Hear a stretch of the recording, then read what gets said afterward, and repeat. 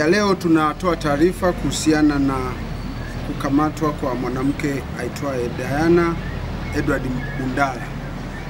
Ni kwamba jeshi la polisi katika mkoa wa Mwanza linapenda kutoa taarifa kuwa linamshikilia na linaendelea kumhoji Diana Edward Bundala ambaye pia hujitambulisha kwa jina kama Mfalme Zumaridi, ambaye umri wake ni miaka 42, mkazi wa mtaa wa Bubuku, kata ya Buhongwa, wilaya ya Nyamagana.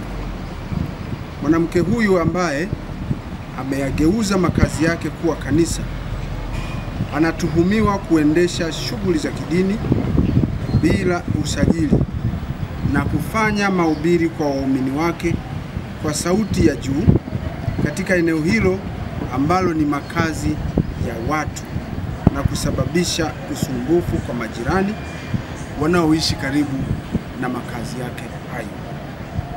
Aidha, mwanamke huyo anahojiwa na jeshi la polisi kuhusiana na taarifa ambayo inaendelea kusambaa katika mitandao ya kijamii ikimuonesha mwanamke huyo kwenye picha ya mjongeo akiwa na kundi la watoto wenye umri mdogo wa jinsia ya kike na ya kiume, huku akiwaeleza kuwa yeye ndiye Mungu wao ambaye ana uwezo wa kuwatenganisha na kifo.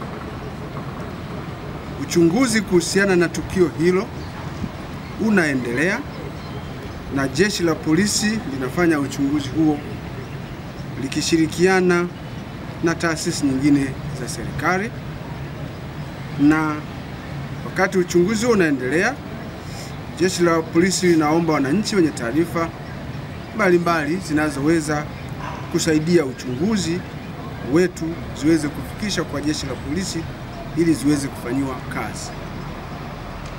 Uchunguzi kuhusiana na tukio hilo utakapokuwa umekamilika, hatua za kisheria zinazostahili zitaweza kuchukuliwa dhidi ya mwanamke huyu.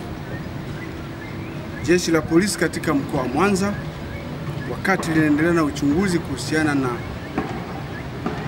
taarifa hizi, tunawaomba wananchi wawe na utulivu na kutupatia nafasi ya kuyafanyia uchunguzi haya.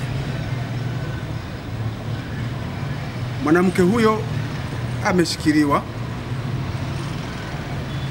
na jeshi la polisi kama ambavyo nimesema, na ataweza kupewa dhamana kama ataomba kupewa dhamana. Atawasiliana na ofisi ya upelelezi mkoa wa Mwanza ambapo taratibu za kisheria zitafuatwa, naye ataweza kupatiwa dhamana kwa mujibu wa sheria za nchi yetu.